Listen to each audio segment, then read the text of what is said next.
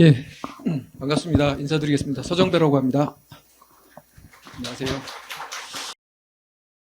사실은 여기도 자주 왔었어요. 10년 전에 제가 통일교육원에 협력부장을 할 때 여기 서울통일교육센터를 지정해가지고 이렇게 밖에 써 있었어요.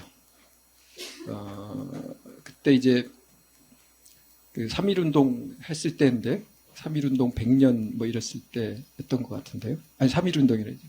그 3.1운동이죠. 그때쯤 되니까. 그래서 이제 그 100년, 앞으로 100년은 뭐 통일로 가자 이런 취지로 해서 여기가 사실은 독립투사들이 만든 학교잖아요. 그래서 그때부터 시작하면 거의 100년이 되잖아요. 그래서 저는 통일 문제가 그 제2의 독립이다 이렇게 주장을 하고 있습니다. 왜냐하면 우리 선조들이 만들려고 했던 통일이 사실 이 분단된 한반도는 아니잖아요. 그리고 한반도에 사는 모든 구성원이 자유롭고 행복하고 그런 것이 바로 광복이었을 겁니다. 근데 우리는 광복이 절반만 된 거죠. 그래서 앞으로 남은 절반을 위해서 100년간을 또 이렇게 사실은 노력하고 있는데 광복 100년도 이제 사실은 머지 않았잖아요. 2045년이 되면 또 그렇게 되기 때문에 우리가 준비할 게 많다 이런 생각을 합니다. 그래서 통일 관련해서 여러분들이 좀 관련 있는 과목을 수강하신다는 것 자체가 저한테는 굉장히 반갑고 뜻깊다는 생각이 들고요. 여러분들의 안목이나 어떤 리더십에 대해서 경의를 표하는 바입니다. 오늘 그래서 제목은 전쟁의 시대 한반도 평화 통일, 뭐 굳이 따지면 교육자도 제가 붙였는데 넓게 그냥 한반도 평화 통일의 과제다 이렇게 보시는 것도 좋을 것 같습니다. 핵심 주제는 한반도 평화입니다. 한반도 평화. 오늘 여러분들이 이제 국제관계 이해와 통일이라는 과목 중에서 사실은 뭐 이 정부도 마찬가지고 많은 분들이 고민하고 있는 부분이 바로 한반도의 평화 문제 아니겠습니까? 그래서 그 평화 문제를 오늘은 좀 여러분들 시각에 맞춰서 국제관계 측면에서 좀 멀리서 바라보고 그 점차 한반도에 집중하는 방법으로 약간 뭐라 그럴까 원근법이 아니라 반대로 좁혀드는 그런 접근법으로 볼 때 오늘 주제가 뭐가 좋을지 제가 그래서 새로 좀 해석을 해봤습니다. 그래서 요즘 제일 걱정하는 게 전쟁입니다. 전쟁. 전쟁의 시대라는 표현도 있고 해서 전쟁의 시대 한반도 평화 문제를 다뤄보자 이렇게 생각을 했습니다. 아마 배경 지식이 있으신 분들, 아까 제가 봤을 때 정치외교학과라든지 국제관계학부에 계신 분들은 아마 많이 들어보신 일이기도 해요. 근데 이거는 지금 오늘도 진행되는 문제이기 때문에 아마 좀 더 시사적이지 않을까 이런 생각을 해봅니다. 그리고 여러분들 약간 좀 상식적이기도 해요. 요즘에 시대가 하루가 다르게 변화되고 있어서 이런 변화되는 흐름 중에서 가장 큰 이 국제 정세, 세계 질서는 어떻게 바뀌고 있는지 한번 오늘 살짝 한 단면을 보시면 좋겠다. 이 주제는 오히려 전쟁으로 보는 것이 더 요즘에는 상식적이 됐다 이런 생각입니다. 그러니까 우리가 80년 동안 전쟁 없이 사실은 살아왔잖아요. 이 세계 질서가 대체로. 근데 요즘에는 이제 전쟁이 많이 발생하는 그런 시대에 살게 됐죠. 그래서 이 주제를 정했다는 말씀을 드리고요. 그래서 오늘은 이제 지금 전쟁의 시대에 대한 얘기를 한 3가지 주제로 해보고 나머지는 한반도 평화에 대한 얘기를 3가지 주제로 하겠습니다. 평소 시간 많을 때는 한 10가지 주제로 하는데 오늘은 좀 절반 정도로 줄여서 해보겠습니다. 저는 재작년까지 통일부에서 근무를 했습니다. 통일부에서 32년 동안 풀로 근무를 했고 뭐 기획조정실장이라든지 하나원장이라든지 이런 직책도 맡았고요. 통일교육원에서 오래 근무를 해가지고 여러 학생 여러분들 만나는 일, 저는 뭐 이런 일들을 아주 좀 이렇게 자연스럽게 많이 해본 편입니다. 우리 공무원 출신들은 가만히 보면 일은 잘하는데 페이퍼는 잘 쓰는데 어디 가서 말하라 그러면 굉장히 힘들어하거든요.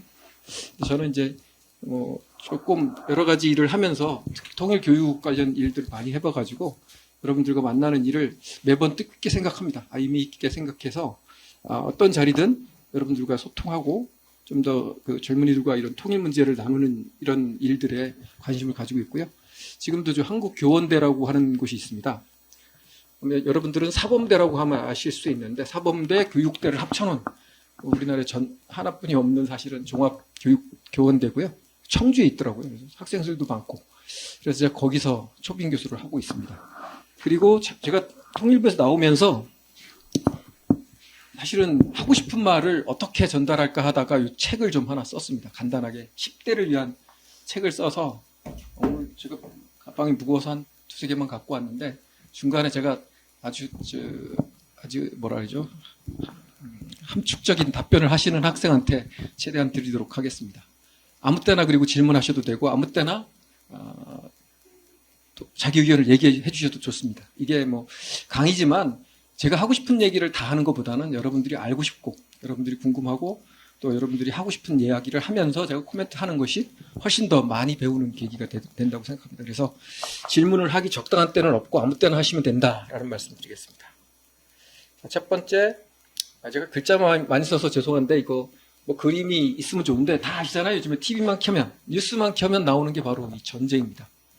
사실 이 전쟁의 시대라는 것은 이건 아직 학자들 간에 소통되는 학술적인 용어는 아닙니다.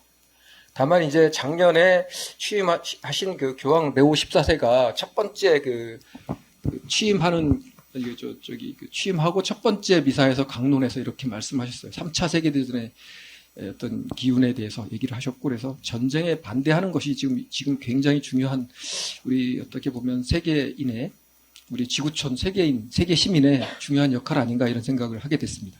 물론 전쟁의 시대 이렇게 검색을 해보니까 제가 학술적으로는 별로 안 나오고 넷플릭스인가 어디서 그 드라마 제목으로 약간 좀 게임 같은 그런데 제목으로 나오더라고요. 그런데 지금은 가히 전쟁의 시대라고 할 수 있는데 그 이야기를 한번 들어보겠습니다. 우리가 좀 아까 말씀드린 대로 전후 2차 세계대전 이후를 전후 세계 질서라고 하죠.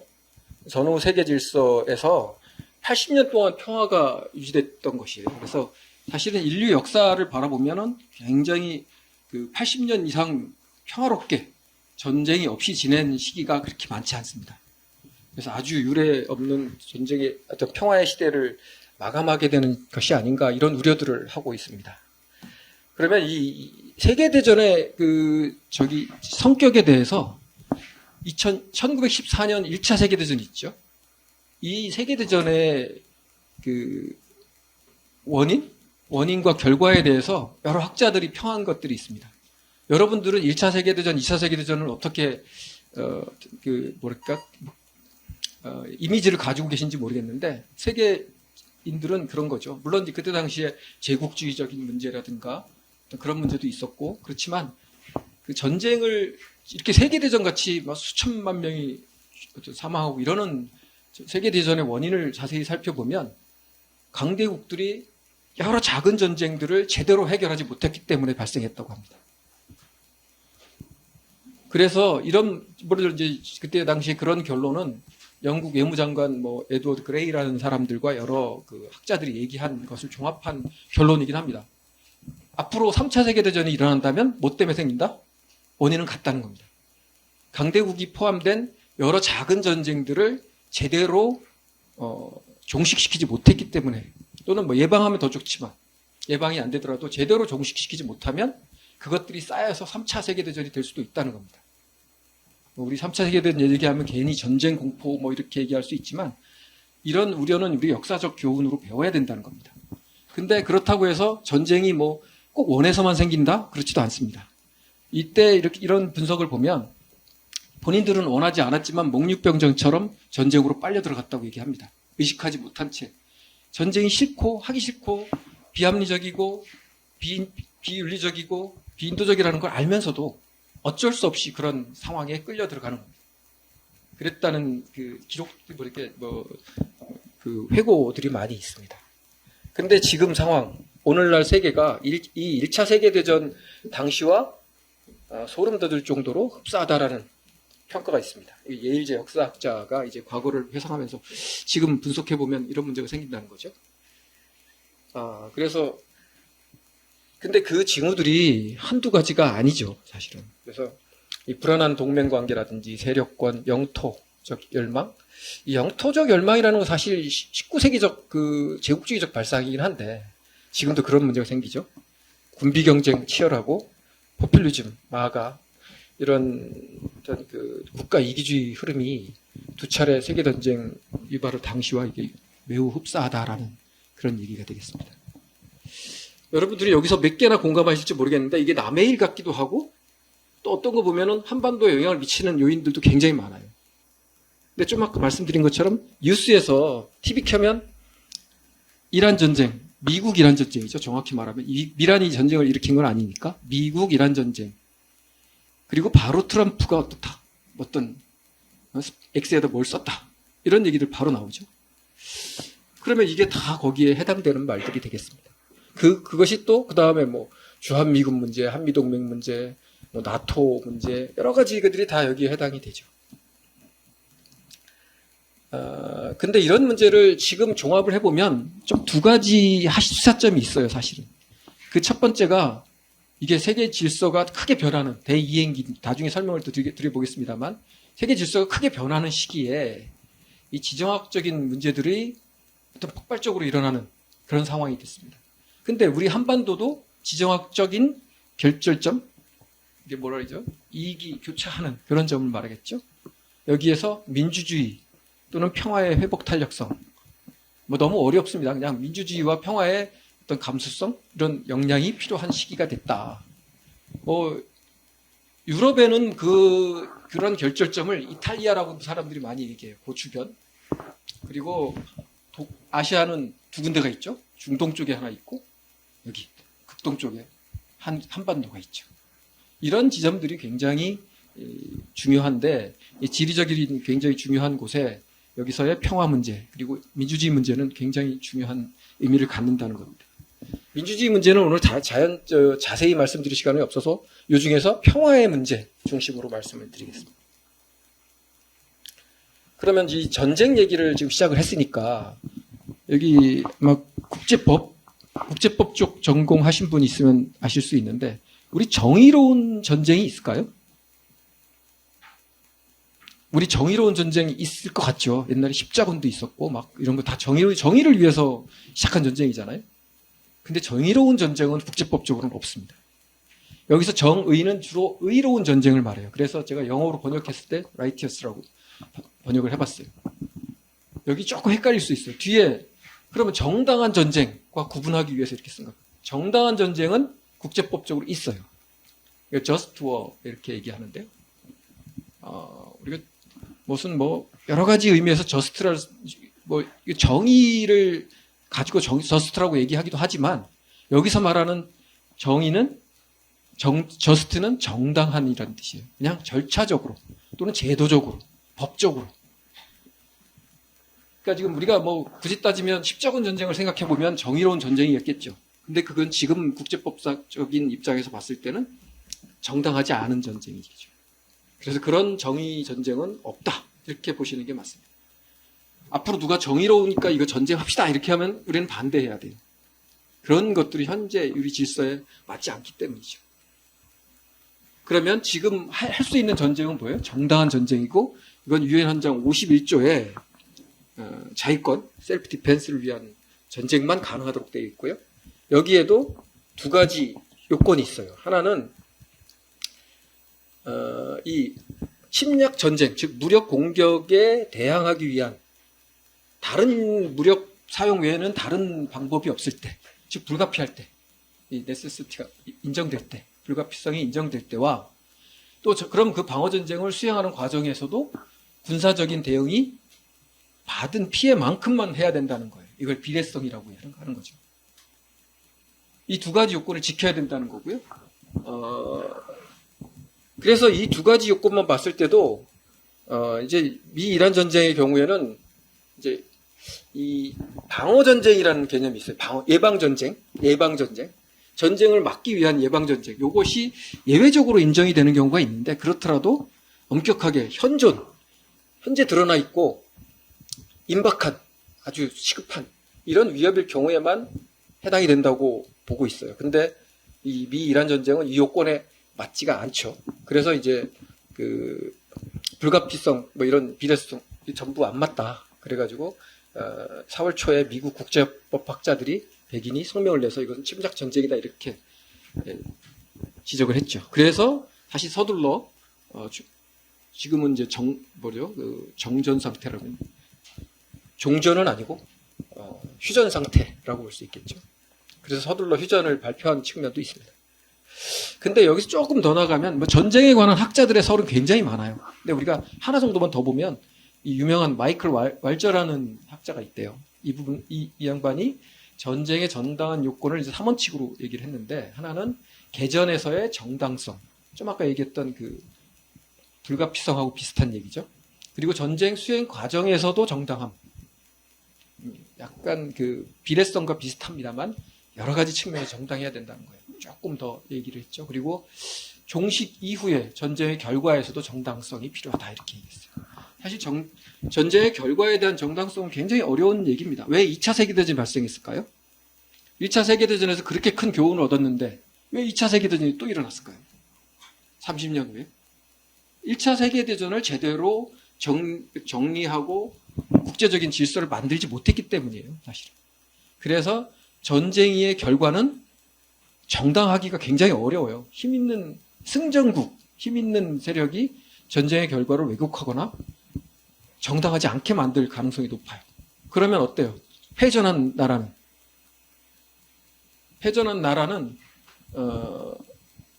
그 치욕과 모욕과 그 부당함 때문에 오랫동안 그런 증오를 쌓게 돼요. 그래서 다시 틈만 나면 또 전쟁을 일으킬 수 있는 준비가 되는 거죠. 그래서 전쟁으로 전쟁을 끝낼 수 없다는 거예요. 원래 1차 세계대전을 이제 여러 분쟁들이 많으니까 이걸 큰 전쟁으로 우리가 끝낼 수 있다. 그래서 모든 전쟁을 끝내기 위한 전쟁을 하자. 그래서 1차 세계대전이 시작이 됐대요. 모든 전쟁을 끝내기 위한 전쟁. 다른 말로. 그러나 그 전쟁은 2차 세계대전이라는 새로운 전쟁을 만들고 말았죠. 그래서 이것이 어렵다 하는 얘기입니다. 그리고 이런 전쟁의 요건을 봤을 때 그럼 우리 요 요건에 따르면 우크라이나 전쟁은 개전의 정당성이 없었다. 이렇게 볼 수 있고요. 그다음에 이제 이스라엘 하마스 전쟁은 전쟁 수행의 정당성은 있었죠. 하마스가 큰 테러와 일종의 그 침략을 했으니까. 그러니까 이게 수행의 정당성은 전쟁에 참여의 정당성은 있었지만 전쟁 수행 과정에서 수행의 정당성은 없었다. 즉 비례성을 위반했다라는 거예요. 그러니까 공격받은 만큼만 대갚아줘야 되는데 그 이상으로 했다는 거죠. 그리고 이제 좀 아까 말씀드린 미 이란 전쟁에 관해서는 뭐 말씀을 드렸습니다만 이 미국의 전쟁부가 있어요. 전쟁부. 미국의 제가 아까 말씀드린 유엔 헌장에 따라서 모든 나라는 대체로 방어 전쟁만 인정하기 때문에 그냥 국방부 이렇게 씁니다. 국방부, 방어부죠. 방어부. 근데 미국은 트럼프 2기 때 전쟁부로 이름을 바꿨어요. 이 전쟁부가 어떤 의미인지 간단하게 이제 제국주의적 발상이다 이렇게 말씀을 드릴 수 있습니다. 전쟁부 장관 헤그세스가 뭐 적들에겐 포로 대우를 안 하겠다 뭐 이렇게 얘기해서 당연히 제네바 협정을 위반하는 국제법을 위반하겠다는 얘기를 서스럼없이 하고요. 트럼프 대통령도 4월 초에 문명 파괴 발언을 했었죠. 그래서 이런 것들이 스스로 이 국제법을 위반하겠다는 어떤 공공연한 증표가 되고 있어요. 아주 험악한 세상인 거죠. 그래서 이제 이런 세계 질서의 이런 전쟁의 시대의 핵심에 미국이 있다는 거, 참 과거와는 다른 생소함이죠. 우리한테는. 미국은 어떤 나라였어요? 우리한테 미국. 뭐 여러 가지 의미가 있습니다만 번영, 자본주의 번영, 시장 경제의 번영의 상징이기도 하고, 또 민주적 가치의 상징이기도 하고, 또 뭐 더 어떤 하이테크도 물론 있습니다만 그러니까 자유와 번영의 상징이었는데 미국이 지금은 굉장히 어려운 상황이 된 것 같고, 트럼프 1기, 2기, 물론 중간에 이제 잠깐 다른 대통령이 있었죠. 그러나 이제 1기, 2기가 이어지진 않았지만 성격이 비슷한 것들이 이어집니다. 1기를 보면 원칙 있는 현실주의를 주장했어요. 우리가 국제 질서는 당연히 자유주의와 현실주의가 있잖아요. 근데 이 현실주의 중에서도 원칙 있는, 그래가지고 미국 마가가 최초로 출연했고요. 이게 이제 미국 우선주의, 아메리칸 퍼스트, 여기서 시작해서 마가로 발전했죠. 그리고 이것을 이제 트럼프주의라고는 했어요. 그리고 이제 이때의 특징은 뭐냐 하면 외국에 대한 개입 안 하겠다. 그냥 우리끼리 잘 살겠다. 그래서 이걸 이제 국제주의를 포기하고 현실주의는 뭐냐 하면 우리 것만 신경 쓰겠다는 거예요. 약간 고립주의. 또는 그 불개입주의 이런 식으로 갔었죠. 그러니까 외국 문제에 별로 신경 쓰지 않겠다 이렇게 했던 거예요. 그래서 이 마가적 생각이라는 것은 뭐냐, 그냥 우리끼리만 잘 살면 된다 이런 측면이 많아요. 그래서 이제 국제사회에서는 보편적 가치 실현은 어렵겠지만 그래도 전쟁 같은 일을 벌이진 않을 것이다라는 생각들을 했어요.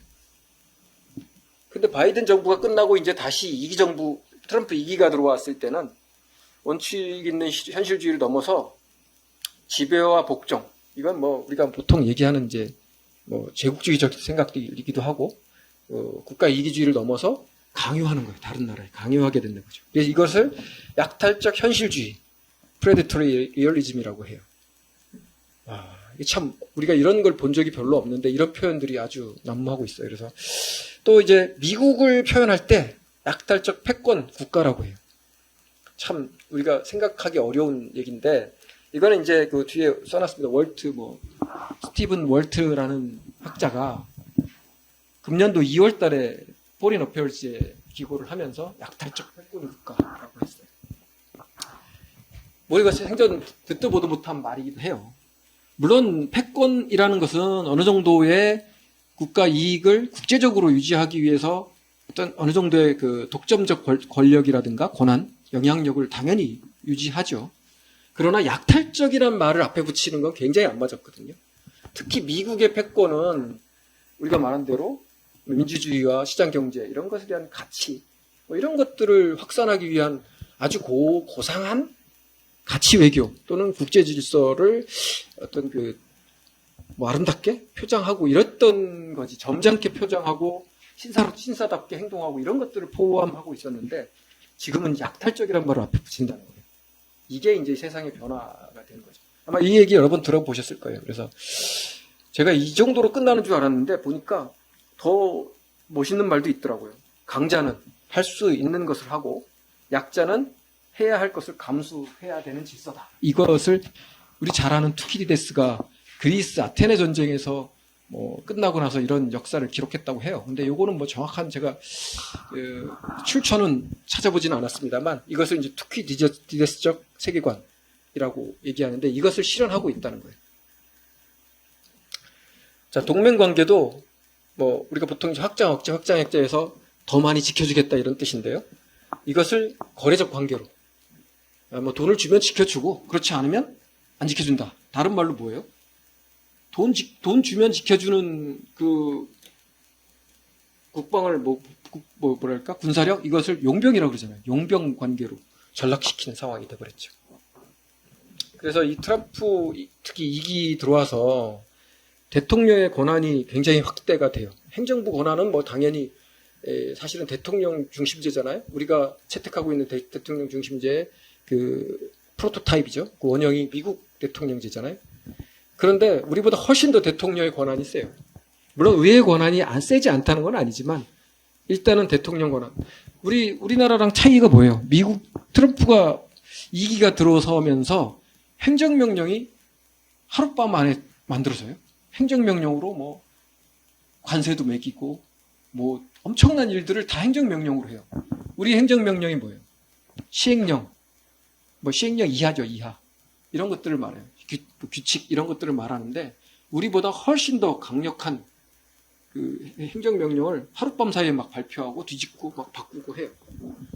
그게 민주적 통제가 어려워진다는 얘기예요. 그래서 아까 민주주의와 함께 얘기를 할 필요가 있는데 미국의 이 현상을 보면 민주주의의 회복력이 많이 떨어진다라는 그 결과들이 나오고 있어요. 그래서 사실 민주주의 얘기는 오늘 자세히 안 하기로 했지만 미국은 우리가 보통 스웨덴의 민주주의 연구소 VDEM이라고 하는데 거기서 발표하는 것을 보면 미국은 한 30계단 정도 떨어졌고요. 우리는 1년 동안에 20계단 정도 올라왔어요. 그래서 사실은 미국은 이제는 완전한 민주주의 국가라고 하기 거기 보니까 제가 그 랭킹을 보니까 여러분들 아마 다른 데서도 연구해 보시면 재밌을 것 같은데 한 30개국 정도를 완전한 민주주의, 자유민주주의 국가라고 해요. 이것은 이제 모든 기본적 자유가 다 지켜지는 민주주의고 그 다음에 한 40개 국가, 40개 정도 국가를 이제 형식적 민주주의라고 할 수 있는데 선거 민주주의라고 해요. 다른 말로 결함 있는 민주주의. 미국은 그 밑에, 그 중에서도 하위권 60위권으로 떨어져 버렸어요. 굉장히 문제가 된 거죠. 자, 그런 문제들이 생기고 있죠. 그리고 반이민 정책, 이것도 자국 이기주의 또는 구구주의, 보수주의의 핵심, 구구주의의 그 특성으로 많이 나오잖아요. 전 세계에서. 이 반이민주의. 그래서 막 아이스라는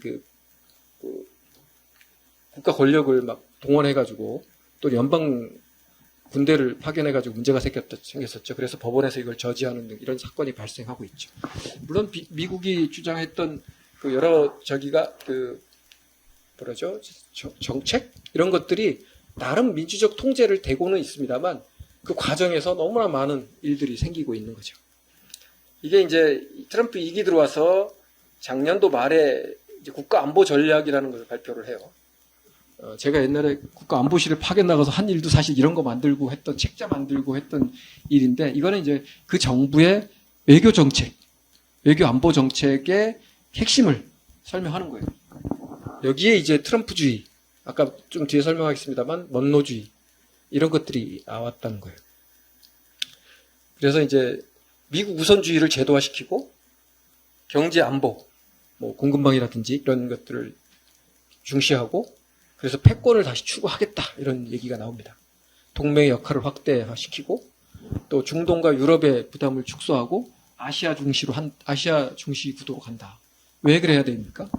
사실 옛날에 오바마 2기 때 유명했던 그런 거 있었습니다. 피벗 투 아시아라고 그래서 유럽 중심에서 아시아로 다시 오겠다고 했었어요. 근데 그때는 이제 조금 그 강도가 굉장히 약했다면 이번에는 굉장히 강도가 높았죠. 왜냐하면 미중 전력 경쟁을 제대로 집중해야 되는 문제가 있습니다. 우리가 미중 경쟁에 대해서 논란이 굉장히 많잖아요. 미중 전략 경쟁. 이게 이제 공식적인 표현입니다. 그냥 경쟁이 아니라 전략적으로 경쟁한다는 거예요. 그러니까 모든 주도권을 놓고 모든 분야의 주도권을 놓고 전략적으로 국가적으로 정말 역량을 다 가지고 경쟁한다. 그래서 전략 경쟁입니다. 이걸 이제 일부에서는 신냉전 이렇게 얘기했는데 신냉전 측면보다는 전략 경쟁이다 이렇게 보는 것이 맞고요. 그래서 이제 국방 전략 보면은 올해 초에 나온 건데요. 여기 보면 이제 힘을 통한 평화, 그다음에 이제 유연한 현실주의 전면적인 전환, 그리고 본토 이런 건 다 맨날 하던 얘기입니다. 본토 안전, 동맹의 책임 강화 이런 것들이 있죠. 제가 이거 왜 사진을 놓냐면 여기 시진핑 주석까지 나오면 이게 이제 강대국 정치의 부활이고요. 그 다음에 스트롱맨들의 세상이에요. 과거와 좀 달라졌죠. 옛날에는 국제 질서, 국제 외교 관계는 굉장히 외교적인 틀로 해결을 했는데 지금은 스트롱맨들이 그날 막 SNS에 올리고 그런 측면에서 스트롱맨들, 강대국 정치의 부활이 됐다 이렇게 볼 수 있습니다. 근본적으로 보면 우리가 이제 냉전 체제가 있었잖아요. 우리 이제 6.25 전쟁도 냉전 체제의 입구에서 발생한 거잖아요. 그런 것처럼 냉전이 이제 한 80년은 아니고 이제 50년부터 예를 들어 90년, 40년 정도 이어졌죠. 냉전 시대. 냉전 시대는 양극 질서예요. 양극 질서. 극이 두 개 있는 거죠. 자유진영과 공산진영, 자유주의 두 가지가 있었기 때문에 양극이라고 볼 수 있는데 탈냉전 1990년대 전후로 해서 소련이 붕괴되고 이제 냉전이 해체되면서 사실 90년대 이후에는 탈냉전이라 그래서 사실 글로벌리즘이 굉장히 세계주의가 활성화되는 했어요. 그런데 일시적으로만 그랬고 사실은 신자유주의라 그래서 점차 보수화되기 시작했고 극우화되기 시작했죠. 이 극우주의가 전 세계를 풍미하게 되는 거예요. 아마 10년 전부터는 이제 전 세계적으로 극우주의가 완전히 압도를 하게 됩니다. 그래서 민주주의 국가보다 권위주의 국가가 더 많아지는 이런 아주 어떻게 보면 인류 역사상 퇴보가 시작이 된 거예요. 지금 또 그 와중에 우리가 코로나 팬데믹을 겪으면서 그런 것들이 자연스럽게 우리 일상에 아주 넓게 펼쳐지는 거죠. 그러니까 지금은 이 권위주의가 권위주의인지에 대한 생각이 별로 없는 거예요. 그것을 굳이 따지면 민주주의 회복 탄력성의 저하 또는 뭐 민주주의 감수성에 대한 저하로 볼 수도 있죠. 이런 것들이 사실은 전쟁을 만들었다고 보면 됩니다. 그래서 이제 트럼프 이게 지금 뭐 우리가 열거 안 해도 알만한 사건들이 계속 생기고 있죠. 작년에 이제 그린란드 병합하겠다. 뭐 필요하면 점령하겠다 이런 얘기도 했었고, 파나마 운하 통제권 확보했고요. 지금은 쿠바 정권 교체까지 요구하고 있고요. 금년 초에 아주 유명한 베네수엘라 마두로 대통령 체포를 했죠. 그러니까 사실은 이란 전쟁이 일어난 일도 이 베네수엘라 이런 그 뭐라 그러죠? 이게 침공인데 약간 그 작전이죠. 군사작전. 이 성공한 것을 보고 아마 그 트럼프 대통령이 이렇게 하면 되겠구나 해서 좀 했다는 얘기가 많이 있습니다만, 이런 영토회복주의라고 하는데, 영토회복주의가 뭔지, 이 영토를 어디까지로 미국이 영토라고 생각하는지, 영토란 개념보다는 영향력이라고 보시면 되는데요. 여기 이제 용어들이 재밌는 것들이 나옵니다. 여러분들 여기서 제가 뭐 공지를 누가 해달라 그랬는데 여기 기말고사에 한 문제 나온다는 건 무슨 뜻인지 모르겠습니다만, 재미있는 용어 중에서 아주 파워풀한 용어 한두 개만 기억을 해주시면 좋을 것 같아요. 왜냐하면 저도 공부를 하다 보니까 코롤러리? 뭐 이런 뭐 말도 나오고, 우리가 옛날에 그 독트린이라는 것들도 배웠잖아요. 외교 그 사회 쭉 보면, 외교의 역사에 보면 독트린, 뭐 무슨 독트린, 뭐 이런 선언, 뭐 이런 것들이 많이 나오는데, 요즘에는 코롤러리라고 하더라고요. 이건 정리, 뭐 이런 뜻인데, 그냥 주의라고 해석해도 됩니다. 그래서 이걸 보시면, 먼로 독트린이 1823년에 있었대요. 여기 맨 밑에 보시면 되겠다. 이때 먼로주의를 얘기하면서 이제 1700년대에는 사실 미국이 국제적 영향력이 없었죠. 독립하는데 정신이 없었으니까. 1800년대 이제 들어오면서 약간은 좀 먹고 살만해진 거죠. 그러다 보니까 이제 유럽의 개입, 특히 영국이나 프랑스의 개입을 거부하면서 방어적인 지역주의 개념으로 우리 쪽엔 좀 건들지 마라 이러면서 먼로주의라는 것을 제창한 거예요. 그래서 이것이 조금 더 발전돼서 1890년대에 맥킨리라는 대통령이 있어요. 근데 문제는 뭐냐면 이 맥킨리 대통령이 관세를 높게 세우고 제국주의 시대를 만든 거예요. 사실은 미국은 제국주의에 계속 반대해왔어요, 사실은. 그런데 이때 막 그 스페인하고 전쟁에서 멕시코도 일부 그 영토를 확장하고, 필리핀, 하와이, 괌 이런 태평양 지역도 식민지로 넓힌 거예요. 그래서 미국은 굉장히 늦게 시작했지만 이런 사례가 있었다. 그리고 근데 트럼프가 문제가 뭐냐면, 트럼프는 이런 시대를 미국의 황금 시대로 칭송을 해요. 황금 시대라고 해요. 그래서 트럼프 대통령이 하고 있는 게 고관세 또는 영토 확장주의 이런 걸 하고 있는 거예요. 이때 시대를 칭송을 하기 때문에. 그래서 이게 시대순으로 정리를 하지는 않았습니다만, 그래서 트럼프 코롤러리가 나왔는데 그때 중간에 또 하나 있어요. 근데 우리가 잘 아는 미국의 대문호 마크 트웨이는 이때가 황금 시대가 아니라 도금 시대라고 풍자를 한 적이 있어요. 이 도금 시대라는 가짜라는 거죠. 도금 시대라고 풍자한 적이 있어요. 근데 이게 끝난 게 아니라 1900년대 초 루즈벨트 대통령이 있어요. 근데 이건 우리 루즈벨트 대통령이 미국 때 두 명이죠. 이때는 테오도로 루즈벨트, 줄여서 테리베어라고 많이 부릅니다. 테리베어라고 하고, 그 다음에 우리 이제 2차 세계대전 당시에 있었던 루즈벨트는 뭐죠? 데오도로가 아니라 FDR, 프랭클린 D 루즈벨트죠. FDR. 그래서 사람 이름 외우는 게 점점 힘들어지고 있습니다. 그래서 그때랑 다른 이 1900년대 초, 1904년에 기존의 먼로주의를 확장해서 루즈벨트 개론, 코롤로리라고 해서 이때 이제 우리가 잘 아는 그 일본하고 미국하고 한반도와 필리핀을 분할 점령하기로 했던 그 조약이 뭐예요? 여러분들 역사 시간에 배웠죠? 제가 생각이 안 나서 말씀드립니다. 그때 그 조약을 체결했죠. 그런 시대가 있었다는 거예요. 이것을 트럼프 대통령이 재해석해서 트럼프 코롤로리, 이걸 이제 언론에서는 도널드 트럼프 원로주의다 그래서 줄여서 돈노주의 이렇게 얘기를 하고 있는 겁니다. 아, 생각났습니다. 카스트라테프트 조약 뭐 이런 거죠.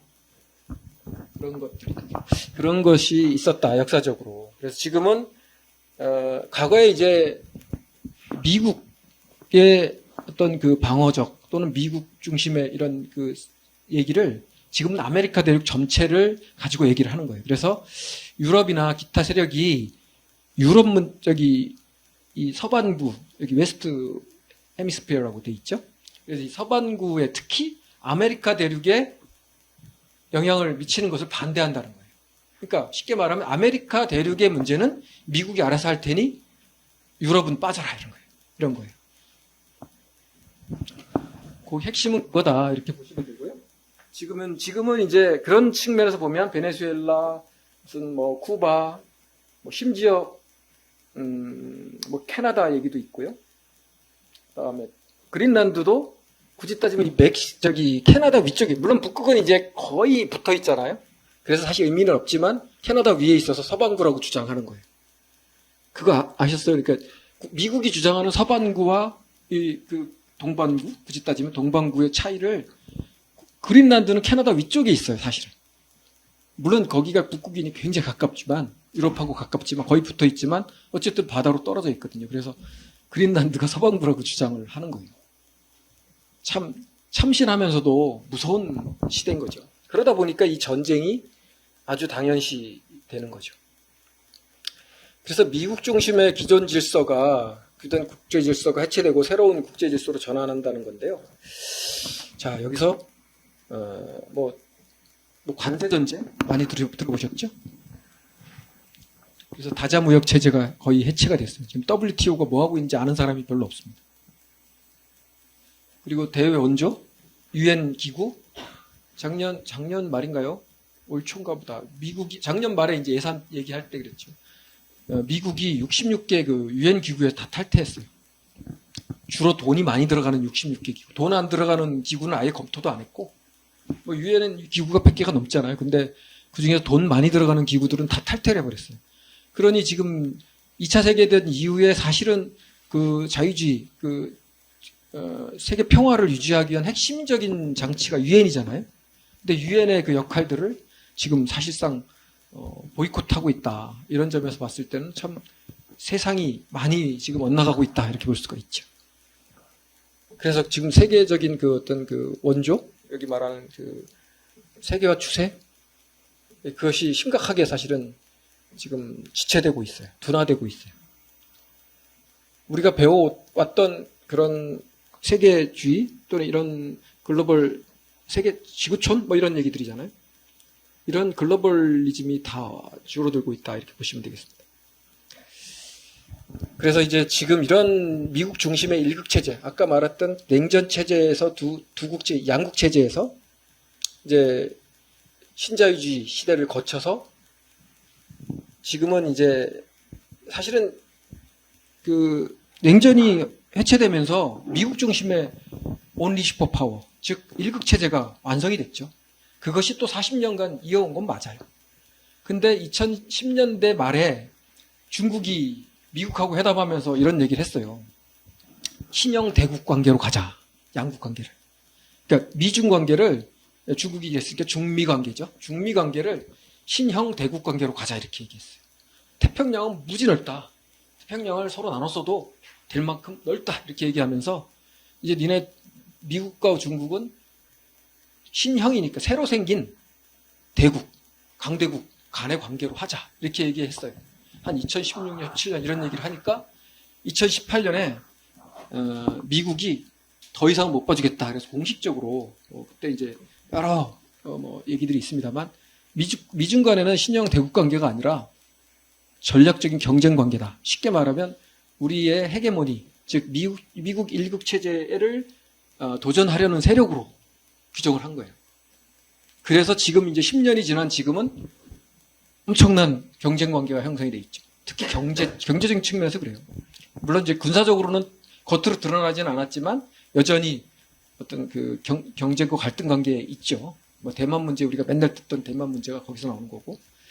자, 근데 이 경제적인 문제 여기 말하는 무슨 뭐 다자 무역 체제 문제 또는 무슨 뭐 그 관세 문제, 공급망 문제, 공급망에서 핵심 공급망에서 미국이 중국을 제외시켜 버리잖아요. 그렇다고 수입을 안 하는 건 아니지만 물론 소비재나 뭐 이런 경공업 제품 이런 것들을 다 수입하지만 핵심적인 전략 물자들은 수입하지 않고 기술을 주지도 않는 겁니다. 사실 미국이 여태까지 했던 것은 여러 측면에서 패권 국가적 측면이 있었지만 핵심이 기술 패권, 그다음에 우리가 말한 금융, 통화 질서 이런 거였죠. 그리고 이제 오일 문제 뭐 이런 오일 머니 또는 오일 석유 수송로 즉 해운 전쟁이에요, 사실은. 그것은 지금 80년 동안 계속 해왔던 거긴 합니다, 미국이. 근데 지금은 중국과 그것을 경쟁하기 시작했다는 거죠. 그래서 우리 요즘 뉴스에서 어떤 거 나옵니까? 전에 안 나오던 얘기 나오는데 국제 무역 결제에서 달러 비율과 위안화 비율을 가끔 비교를 해요. 아주 심각한 문제입니다. 거기서 미국이 그 국제 그 통화 질서를 미국이 계속 유지하느냐. 근데 전쟁을 자주 한다는 거는 그만큼 일반적인 패권을 유지하는데 힘에 겨웠기 때문에 최후의 수단인 전쟁이라는 것들을 이제는 손쉽게 꺼낸다는 측면도 있습니다. 그런 점에서 보면 미국의 패권이 아까 뭐 약탈적이다 하기 이전에 굉장히 취약해졌다. 뭐 이런 얘기를 할 수 있죠. 우리 통계 보면 여러 가지 나와요. 국채 이자가 군사력을 넘어가는 순간 뭐 제국이 뭐 패망의 길로 더 접어든다는 얘기도 있고요. 뭐 어쨌든 미국이 고질적인 그 뭐라 하죠? 적자에 허덕이고 있는 건 맞죠. 그 중에 핵심이 우리가 많이 얘기하는 천조국 방위비를 유지하기 위해서 그런 것도 있고 또 하나는 미국은 굉장히 소비 지향적인 사회라서 개인들도 부채가 많아요. 제가 미국을 한 2번을 가서 공부를 한다고 이제 2번을 갔었는데 미국 사람들은 정말 우리가 생각하는 것 이상으로 소비를 잘해요. 블랙 프라이데이부터 크리스마스까지 1년 동안 쓴 만큼을 또 한 번 써요. 그러니까 제가 봐서는 우리 소비비의 2배인 것 같아요. 1년 동안 그냥 쓰는 소비가 있고 그 블랙 프라이데이부터 크리스마스까지 성탄절까지 쓰는 그 또 소비가 또 있어요. 엄청나게 많은 소비를 합니다. 그러다 보니까 개인도 국가도 소비가 많고 부채가 늘어나니까 힘들어지는 거죠. 물론 지금도 미국이 잘 삽니다. 8만 불에 이르는 뭐 1인당 소득도 있고요. 그래서 뭐 또 이민 반대하는 측면도 있고요. 자, 근데 이제 이런 얘기들을 지금 쭉 했어요. 그래서 이걸 뭐 국가 이기주의 약탈적 패권 얘기를 했고 세계 경찰 노릇 더 이상 안 한다. 돈 주면 한다. 그러니까 이제 세계 경찰이 아니라 세계 용병이 되는 거죠. 그죠? 제가 너무 심하게 얘기하는지 모르지만 그런 성격이 늘어나고 있다는 거예요. 그래서 카지노 이코노미. 굉장히 뭐라 하죠? 고위험 베팅하는 전략이에요. 전쟁도 하나의 예죠. 전쟁에서 실패하면 돈이 굉장히 많이 드는 거잖아요. 고비용이거든요. 고비용, 고위험. 근데 원래 수익을 많이 얻으려면 고비용을 치러야 되니까 전쟁이라는 수단도 마다하지 않는다 이렇게 보시면 되겠죠. 자, 민주주의, 인권, 다자주의 등 어떤 가치 외교 중심의 미국 어떤 외교에서 지금은 힘에 의한 정치, 힘에 의한 경쟁적 질서가 생기지 않았나.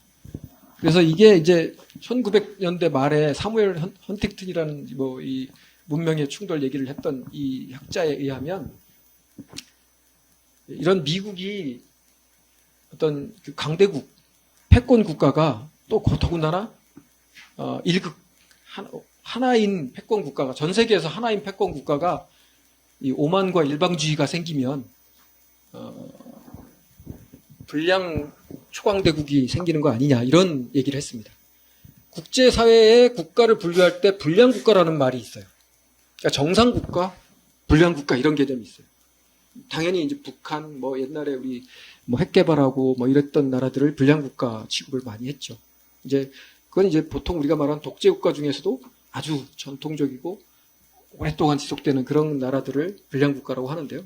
국가 시스템이 전혀 다른 나라들이죠. 이제 미국이 초강대국으로 오만과 일방주의가 계속되면 이런 문제가 생길 수 있다라는 것을 지적을 한 거예요. 굉장히 아주 의미가 있는데 지금 또 그런 거 아닌가. 그래서 여기 제가 여기 밑에 디 아틀레틱이라는 그 잡지인데요.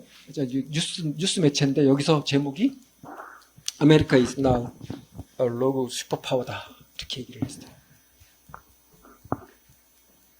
이게 지금 현재 상황을 말해주는 거죠. 그래서 이제 결론적으로 보면 지금은 미국 전략 경쟁이 강화되고 세계 질서가 대이행하는 시기 아닌가 이렇게 정리를 할 수 있습니다. 내용은 뭐 우리가 보통 아는 것처럼 지금 말씀드린 내용들이 핵심인데요. 핵심적으로는 미국이 지금 중국과 장기적인 경쟁을 하고 있다. 러시아는 뭐 지역의 군사 위협 정도로 취급을 합니다.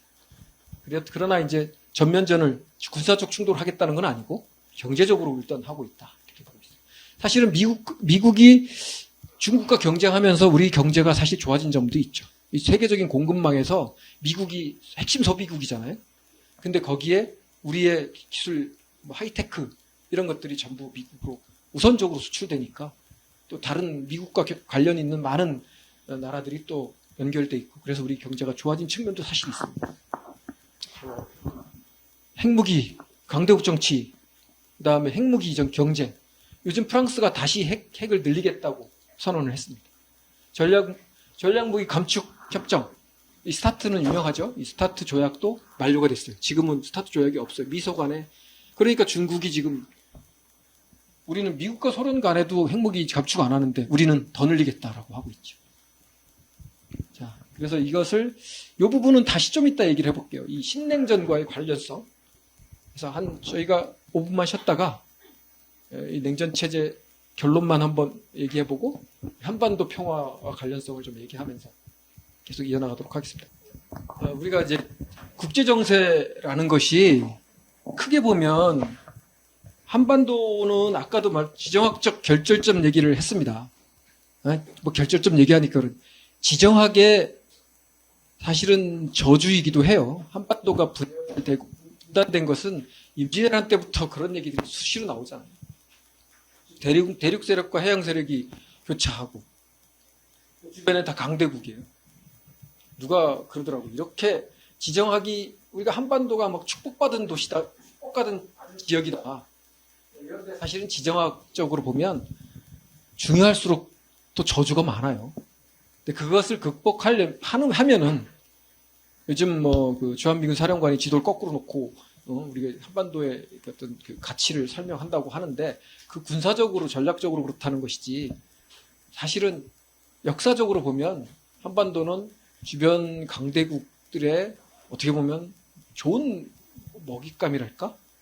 항상 그런 거죠. 그래서 무슨 일이 생기면 전체를 갖고 싶은데 안 되면 분단이라도 하자는 거죠.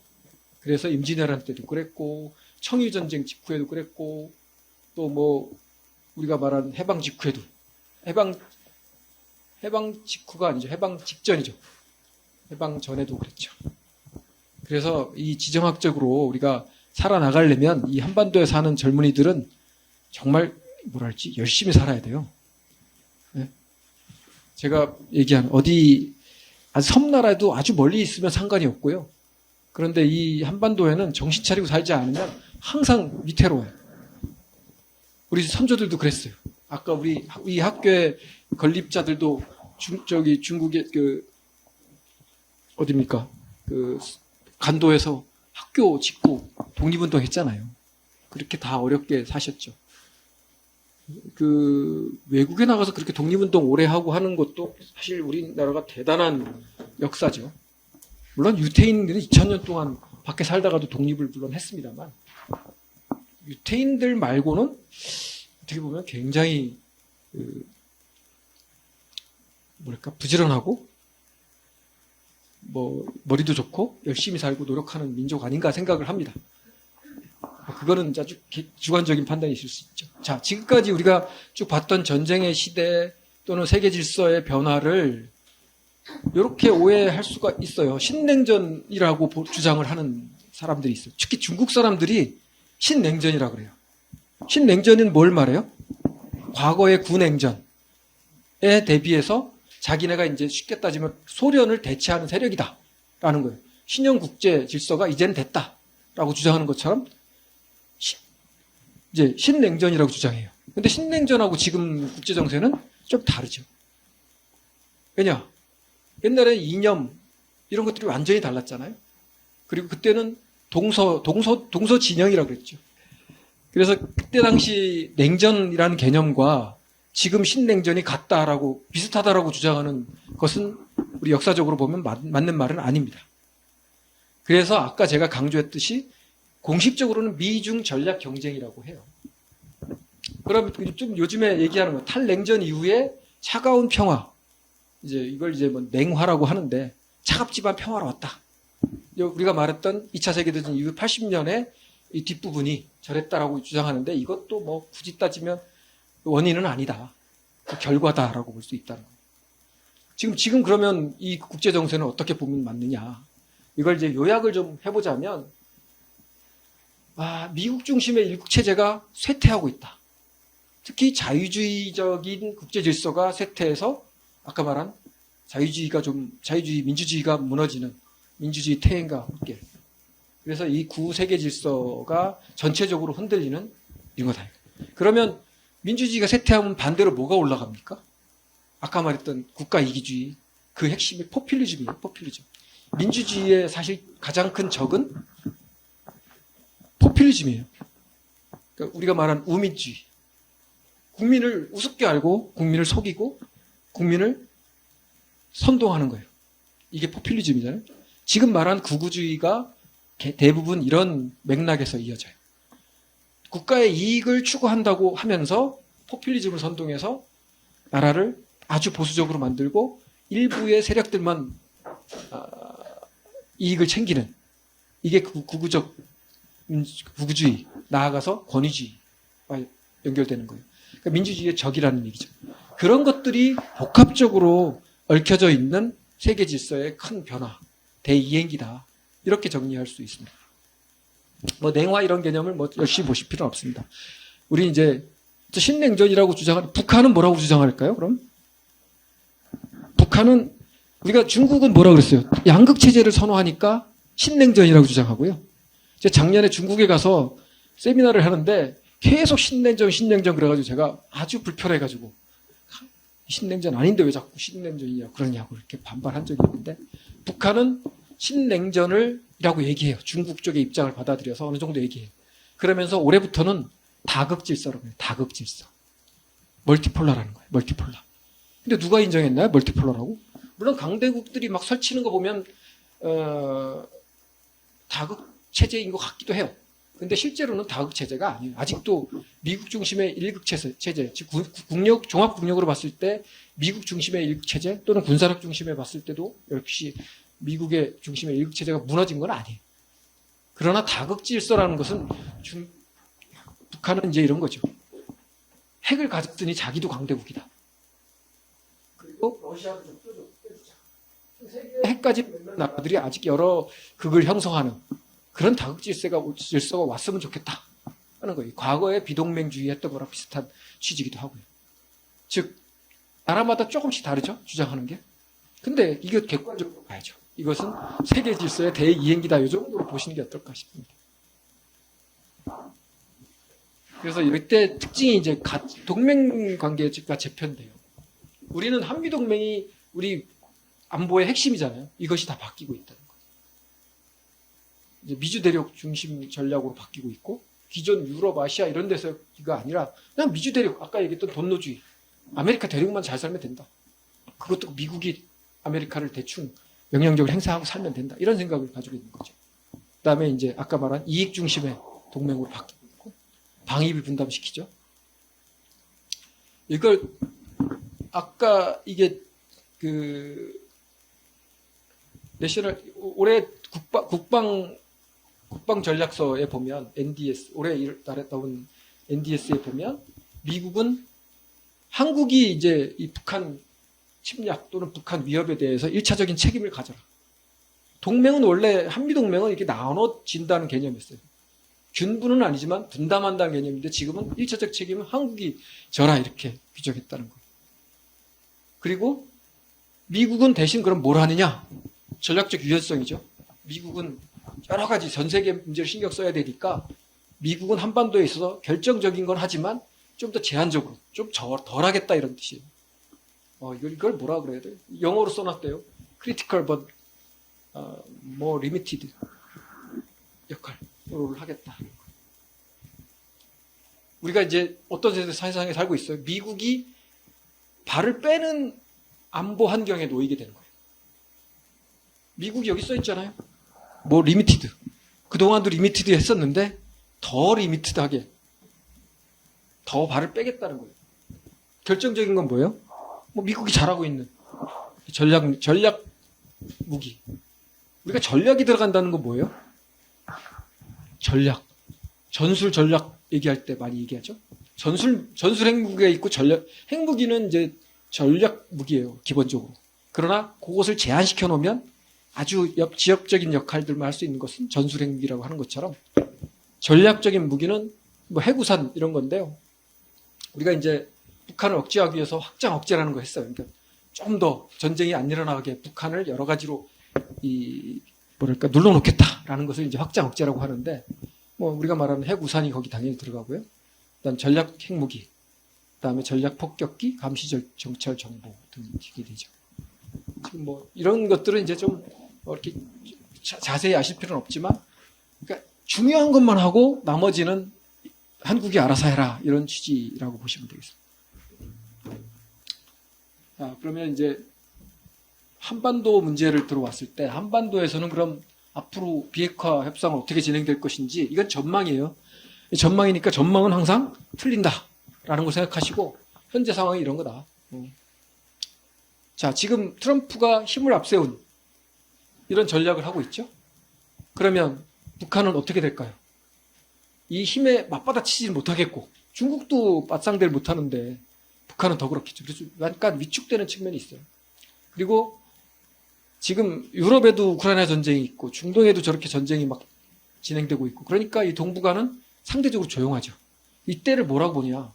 그래서 북한은 이때를 핵무력 또는 핵역량 고도화의 적기로 봐요. 그래서 남한도 차단하고, 예? 적대적 두국 관계로 아예 차단하고, 그 다음에 이때 핵역량 고도화로 해서 핵강국으로 만들겠다 하는 거예요. 사실 북한이 강국이라고 할 수 있는 거는 핵무력밖에 없어요. 지금 경제력, 문화력 모든 것이 다 떨어지잖아요. 그러면 어떻게 해요? 잘할 수 있는 거 하겠다는 거예요. 쉽게 말하면.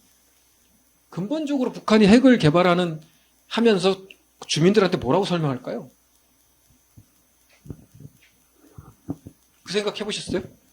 북한은 핵을 주민들한테 핵 개발을 하면서 뭐라고 설명할까요? 여러 가지 논의가 있을 수 있는데 요약을 하다면 이거예요. 핵은 개발할 때는 굉장히 힘들지만 한번 개발해 놓으면 아무도 건드리지 못하는 절대 보검이기 때문에 그 다음부터는 돈을 안 들여도 이걸 유지하면 강대국으로 남아있을 수 있어. 이렇게 설명했어요. 즉 개발할 때 힘들지만 개발해 놓으면 엄청난 돈 안 드는 무기가 된다. 그러니 그때는 허리띠 졸라매지 않게 하겠다라고 김정은이 얘기했죠. 근데 지금까지도 그 약속이 지켜지지 않죠. 사실은. 힘들잖아요. 그 이유가 왜 그럴까요? 우리 파키스탄 보면 돼요. 파키스탄이 핵무기를 개발하고, 제가 파키스탄 경제에 대해서 몇 번 찾아봤어요. 그래서 자, 잘 못 사는데 핵을 가졌어요. 근데 거기 국민들은 어떻게 살까? 뭐 북한하고 비슷해요. 거기도 군부 중심의 경제까지 다 이렇게 돼 있어서 핵무기를 개발했다고 끝나는 게 아니에요. 유지, 보수하고 이걸 관리하는데 엄청난 돈이 들어요. 그리고 계속해서 뭘 더 개발해야 돼요. 그러다 보면 핵무기를 어떤 강대국이 갖는 것은 큰 문제가 없는데, 저렇게 아까 말한 불량국가, 깡패국가 이런 잘못된 독재국가에서 핵을 가지면 국민들이 더 못 살게 돼요. 더 왜곡이 심해지고. 북한이 그런 거죠. 자, 그래서 지금은 쉽지 않다 하는 거예요. 그리고 2019년 초에 하노이 노딜이라고 하는 건데, 하노이 회담 실패 이후에 북한이 더 많은 것을 요구하지 않으면 그때처럼, 그때 이제 이 얘기도 굉장히 스토리가 길겠습니다만, 그때 당했던 그 치욕을 또 당하기 싫다. 그러니 엄청나게 대가를 많이 요구할 거다라는 생각이 듭니다.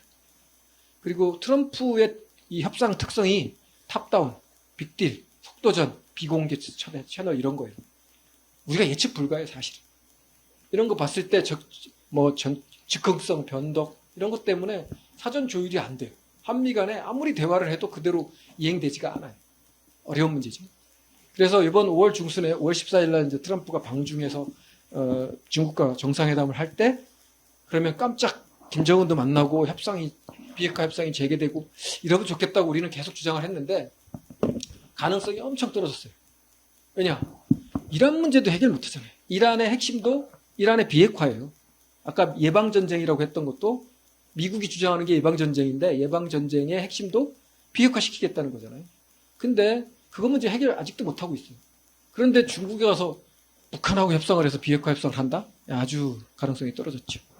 그리고 이 중국에서 하기도 되게 어려워요. 예. 중국에서는 시진핑이 이걸 중재하면 중국의 위상을 또 키워주게 되잖아요.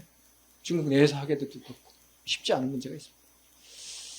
이후에 일정도 사실 만만치는 않은데 올해 이제 말에 아세안 회의가 중국 선전 있고요. 여기 중국 선천에는 그 APEC 정상회의 등이 있어요. 이때 또 기회가 있을 수는 있는데 그때는 이제 미국의 중간 선거가 또 이어지죠. 그래서 어렵죠. 자, 이제 한반도 얘기를 해볼까요? 한반도 얘기는 간단해요. 자, 세계 질서가 이렇게 복잡하고 한데 우리 한반도 문제는 어떻게 되느냐 하면 크게 보면 이거예요. 유럽이 좀 안정됐으면 좋겠어요. 러시아도 좀 조용히 있고 우크라이나 전쟁이 어느 정도 정리되고 그다음에 중동, 지금 아시아에서 이 중동 문제도 어느 정도 정리가 좀 되고 물론 이제 이란이 비핵화되고 하는 것이 좋죠. 그리고 이제 그 지역에 안정이 생겨야죠. 그러면 이제 미국이나 중국 모두 전 세계가 이 동북아 특히 한반도를 집중하게 되는 그런 여건이 되면 그다음부터는 점점 핵 문제를 포함한 한반도 평화 문제가 다시 부각될 가능성이 있어요. 근데 지금은 전 세계에서 아무도 관심이 없어요. 북한이 무슨 핵 역량을 고도화하는지 별로 관심이 없어요. 그래서 이제 지금까지 그러면 우리가 이제 비핵화 문제를 포함해서 한반도 평화 문제를 수십 년 동안 다뤄왔고 대화를 시작한 지도 오래됐습니다. 그래서 이제 본격적으로 우리가 680여 차례 남북회담을 했고요. 또 270여 개의 남북 합의도 체결했어요. 근데 한반도의 평화가 안 왔죠. 아직까지 안 왔고 지금은 이제 사실은 더 적대적 관계다, 두국과 관계다라고 하고 있어요. 왜 이렇게 됐을까? 이게 아주 함축적으로 생각을 해보면 북한이 상호 판단을 잘못한 거예요. 계산기를 잘못 두들긴 거죠. 그래서 핵무기를 개발하기 시작한 거죠. 그러면 우리 정부는 어떻게 됐나? 우리 정부도 참 특이한 게 진보 정부든 보수 정부든 계속 왔다 갔다 하면서 일관된 정책을 하지 못했어요. 북한한테 계산을 제대로 하라고 일관되게 얘기하지 못했어요. 그런 점들이 역사적으로 보면 있다는 거예요. 그리고 또 이 대외 관계, 특히 미국과 북한 관계는 어땠나요? 여전히 거기도 비슷해요. 협상을 제대로 이어가 본 적이 없어요. 3, 4년 이상 지속돼 본 적이 없어요. 1, 2년 하다가 어느 정도 합의가 된 것 같으면 또 뒤집고 위반하고 한 번은 북한이 위반하고 한 번은 미국이 걷어차고 이런 식으로 해서 계속해서 이게 이게 남북 관계랑 거의 비슷해요. 이러다 보니까 불신이 쌓여 있는 거예요. 지금 하노이 회담 실패한 것도 마찬가지죠. 즉 그런 상황에서 북한에 대해서 핵무기를 포기하라고 압박을 하면 먹히지가 않는 거죠. 못 믿는 거죠. 저는 이제 이란 관계가 이란 문제가 어떻게 정리되느냐에 따라서 희망이 없지는 않다고 봅니다. 이란이 핵 포기하는 대가로 제대로 된 안보 문제, 우크라이나도 사실 마찬가지죠. 부다페스트 협약이라는 그 국제적인 질서가 깨진 거죠. 약속이 깨지면서. 그래서 그것이 전쟁으로 결국은 안보 문제로 전쟁까지 갔고요. 이란 문제도 핵무기 때문에 이렇게 된 거죠. 거기에는 트럼프 1기 때 이란 핵합의 굉장히 유명한 핵합의가 있어요. 혹시 그거 기억나시는 분 있어요? 오바마 정부 마지막에 핵합의가 됐어요. 그 이름 아세요? 우리 국제관, 예? 모르세요? 포괄적 합의라고 해서 JCPOA라고 있어요. 나중에 검색을 해보시면. 그건 이제 유럽 5개국이 플러스 미국이 합의한 거예요. 그러니까 굉장히 지켜질 가능성이 높았던 조약이죠. 합의죠. 근데 그거를 트럼프 1기 때 파기해버렸잖아요. 그러놓고 트럼프 2기 때 다시 그 문제 때문에 전쟁을 하고 있는 거예요. 그러니까 역사는 뭐가 우선인지 모르겠고 누가 잘못했는지 모르겠고 역사는 계속 물고 물리는 거예요. 그리고 자 전쟁 문제를 우리가 마무리한다면 전쟁의 핵심은 힘을 통한 평화를 유지해보겠다고 하는 거잖아요. 목적은 그거예요. 힘으로라도 우리가 평화를 만들겠다고 해서 전쟁을 하잖아요. 근데 힘으로 전쟁을 해서는 안 된다는 거고 전쟁을 막기 위한 전쟁도 말이 안 된다는 거고 그리고 전쟁을 하면 더 나쁜 결과가 이어진다는 거예요. 그래서 결국은 전쟁으로 모든 것을 해결할 수 없다는 거예요. 그래서 힘을 통한 평화까지는 이해는 되지만 그것을 더 나아가서 힘을 행사하는 전쟁을 통한 평화는 있을 수 없다는 거죠.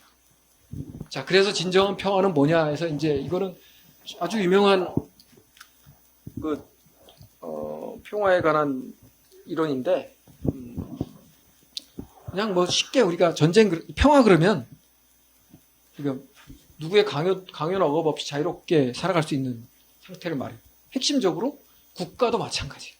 국가도 누구의 간섭 없이 평화롭게 살 수 있는 뭐랄까 자유롭게 살 수 있는 것이 바로 평화죠. 그 상태를 평화라고 하는데 이것을 지키는 것이 다른 말로 하면 안보예요. 안보. 근데 이 소극적 평화, 적극적 평화는 뭐 다들 아시는 거라서 여기 보면 이제 뭐 쉽게 말하면 물리적 폭력이 없는 상태, 즉 전쟁과 갈등과 폭력이 없는 상태를 말하고요.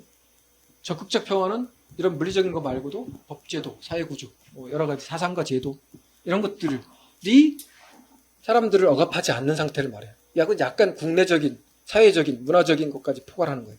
당연히 제도적인, 법제도적인 것도 포함하고요. 이걸 다른 표현으로 따지면 아까 평화를 지키는 게 안보라 그랬잖아요. 안보에는 국가 안보처럼 국가적인 차원에서 전쟁을 막고 외국과 평화롭게 사는 그런 국가 안보가 있고요. 또 이 내부적으로 보면 사회를 지탱하고 사회를 인간답게 살 수 있게 만드는 여러 가지 조건들이 인간 안보예요. 인간 안보. 그래서 우리가 평화 얘기하고 안보 얘기할 때는 이런 소극적 평화 말고 적극적 평화도 그리고 안보 문제도 국가 안보 말고도 이런 인간 안보도 함께 봤으면 좋겠다는 거예요. 그러면 한반도에서는 어떻게 평화를 만들고 전쟁 위협을 없애고 그리고 나아가서 통일로 갈 수 있느냐. 그래서 제가 여러 가지 표현을 생각을 해봤는데 저는 평화와 통일은 붙어 있어야 된다고 봐요. 그래서 평화 통일입니다. 왜 그럴까요? 통일을 위해서는 평화를 포기할 수 있나요? 여기서 질문하고 통일이 우리가 통일 교육 얘기할 때 많이 하는데 정치적으로 중립적인가요? 정치적 중립적으로 해야 돼요. 그러니까 정치적으로 통일 운동을 또는 통일 이야기를 해서는 안 됩니다. 정치적 이익을 목적으로. 그걸 이제 정치적 중립성이라고 볼 수 있겠죠. 그러면 통일 문제는 가치 중립적인가요? 가치 중립적이다. 통일이 가치 중립적이다. 아니면 가치 지향적이다. 손 들어볼까요? 통일이 가치 중립적. 그리고 가치 지향적. 예. 2대0으로 이겼네. 자, 맞습니다. 우리 통일 문제는 정치적으로 이용하면 안 되기 때문에 중립적이어야 돼요. 그러니까 정치적 목적에서는 배제돼야 되지만 통일은 여러분들이 이뤄나가야 되고 여러분들이 주인이 돼야 될 미래 사회인데 그 미래는 가치가 꼽히는 세상이 돼야 돼요. 그래서 가치 지향적이어야 돼요. 우리가 말하는 가치는 뭐예요? 쉽게 말하면 인류 보편, 세계 공통의 보편적 가치를 말해요. 보편적 가치 그럼 생각나는 거 뭐 있습니까? 자, 이건 뭐 제가 여담인데요. 저는 그냥 우리가 말하는 통일 이후에 통일의 이념 가치 뭐 이런 얘기 해요. 그 핵심이 뭐예요? 뭐 기본권이죠. 자유. 그다음에 번영. 뭐 우리가 말하는 행복 추구. 뭐 복지도 들어갈 수 있겠죠. 그리고 무슨 번영이라고 하는 것은 자유 시장 경제, 자본주의 시장 경제를 포함하는 말이에요. 그다음에 세계적인 뭐 다문화 말이에요. 세계주의, 글로벌리즘 이런 것들도 다 가치죠. 이런 것들을 구현하는 것이 바로 통일의 가치인 거예요. 이것을 실현하는 것이 통일이고. 근데 그렇게 되려면 어떤 문제가 생기냐면 평화롭게 통일해야 돼요. 그래서 이 평화는 통일로 가는 길이기도 하고요. 그래서 통일된 이후에도 사실 평화를 유지하는데 핵심은 그러니까 통일로 가는 과정에서 평화가 필요하고요. 통일된 이후에도 계속 평화로워야 돼요. 그렇지 않으면 우리가 말한 이 가치들이 무너지겠죠. 그 핵심은 민주주의적 절차이기도 해요. 그런 것들을 서로 합의해야 돼요. 그래서 그 평화는 앞과 뒤에 다 있어야 되는 거죠. 그래서 평화로 가는 과정과 그 이후에도 계속 필요하죠. 근데 우리 사회는 왜 갈등이 심할까요? 제가 이걸 이제 남북관계를 쭉 회고해보면, 저도 통일부에 30년 넘게 32년간 근무하면서, 야, 우리 맨날 남북회담 했고, 남북교류협력했고, 한데 왜 남북 간에는 평화가 안 생기지? 이런 생각을 계속 하면서, 이것이 이제 분단의 고착화예요. 분단 고착화로 인해서 우리들 우리 사회에 아주 저변에 깔려 있고 우리 가치관과 문화 모든 부분에 녹아져 있는 분단 체제라고도 할 수 있고요. 여기서 말한 체제는 고착화되어 있다는 뜻이죠. 그래서 이게 우리가 남남 갈등이라고 해요. 북한 얘기만 하면 전부 달라 생각이. 특히 진보 보수가 첨예하게 대립해요. 그걸 이제 남남 갈등이라고 하는데 남남 갈등에 대한 연구도 요즘 많이 하고 있습니다. 그래서 이것을 극복하려면 어떻게 되느냐? 지금 이제 정부에서도 얘기하고 있습니다만 평화적 공존이라고 해서 일단은 서로 평화롭게 그냥 살아갈 수 있는 역할이 필요해요. 그래서 북한이 말한 적대적 두 국가가 아니라 평화적인 관계가 필요하다. 그래서 이 적대적이라는 말도 평화적으로 바꿔야 되고 두 국가는 수용하면 안 됩니다. 그래서 두 국가는 계속 논의를 해야 되지만 역사적으로 이웃한 두 국가가 평화롭게 산 나라가 있으면 여러분들 아시는 나라 있어요? 세계사를 봐요. 먼 나라, 이웃 나라 보세요. 그 책 보면 이웃 국가끼리 평화롭게 한 형제처럼 살아간 사례가 있어요? 국가라는 것은 아까도 얘기했지. 국가 이기주의, 마가, 국가는 일종의 이익의 결집체이기 때문에 다른 나라는 기본적으로 이익이 다른 실체예요. 그럼 경쟁할 수밖에 없죠. 심하면 싸우기도 하고 전쟁도 하고. 저는 발견했었어요. 몇 년 전까지. 미국과 캐나다 정도의 국가 관계면 야, 이거 두 국가도 괜찮다 라는 생각을 사실은 해왔는데 트럼프 2기 들어와서 생각이 바뀌었죠. 지금 캐나다가 잠수함 만들고 국방력 증가하는 이유가 뭐예요? 이러다가 언젠가는 미국하고 전쟁해야 될지도 모르겠다는 생각을 하는 거예요. 물론 전쟁까지는 안 가겠지만 갈등이 심해진다는 거예요. 자, 이제 그런 나라가 전 세계에 없어요. 역사적으로 미국과 영국도 마찬가지였고, 영국과 프랑스는 알죠? 100년 전쟁했죠. 독일과도 프랑스도 맨날 싸우죠. 독일과 러시아 수천 년과 싸우고 오는 거죠, 사실은. 물론 이제 러시아가 그렇게 오래된 역사는 아니지만 러시아의 제국이 생긴 이후에는 계속 독일하고 싸우고 있는 거지 아니에요? 자, 전 세계에서 이웃 국가끼리 이웃에 있는 아주 작은 나라들은 모르겠으나 어느 정도 강력한 나라들은 계속 경쟁 관계에 있는 거예요. 쉽지 않다는 말씀을 드리는 거예요. 그래서 평화가 우선돼야 되고 평화를 유지하려고 하면 한반도에서는 다른 방법이 없다. 통일밖에 없다라는 겁니다. 그래서 이제 평화적인 두 국가도 현실적 대안이 되지 못한다. 그러나 평화는 필요하다라는 겁니다. 그래서 평화적 공존부터 시작하고 전쟁을 끝내는 평화협정 중요하고요. 자, 우리가 이제 이렇게 싸운 근본적인 원인은 사실은 물론 이제 일제시대 때 독립운동에도 분파가 있었죠. 노선의 투쟁이 있었고 사회주의, 민족주의 계열이 달랐죠. 그러나 이렇게 싸우지는 않았는데 냉전 체제가 시작되면서 우리가 더 3차 세계대전이 다시 일어나려고 했대요, 그때. 근데 안 일어난 이유가 왜 그럴까요? 한반도에서 6.25 전쟁이 일어난 거예요. 3차 대전을 쉽게 말하면 크게 예방접종 맞은 게 6.25 전쟁이다 라는 인식이 주장하시는 분들이 있어요. 저는 찬성합니다. 그게 학설이라는 얘기는 아닙니다. 즉 3차 세계대전 안 일어나고 지금까지 80년간 세계가 평화를 유지해왔던 건 나름 우리 6.25 전쟁이 거기서 엄청난 예방접종을 한 거예요. 300만 명 가까이 죽었잖아요. 다른 쪽으로 보면 우리가 독립운동을 열심히 했으나 그만큼 기여를 못해서 우리 한반도가 이제 분단이 된 측면도 있다. 그런 거예요. 그래서 역사는 공짜가 없다는 거예요. 여러분들이 지금 노력하지 않으면 우리 미래는 없고요. 우리 평화 통일에 대해서 관심 없으면 평화 통일은 공짜로 주어지지 않습니다. 더군다나 그 세계사 또는 이 지정학 한반도는 누구나 탐내는 지역이에요. 그냥 공짜로 선물로 한반도에 있는 한민족들한테 통일을 선사할 가능성 거의 제로입니다. 우리가 엄청난 신경을 쓰고 엄청난 노력을 하지 않으면 공짜로 주어질 일이 절대 없습니다. 그래서 고민이라는 겁니다.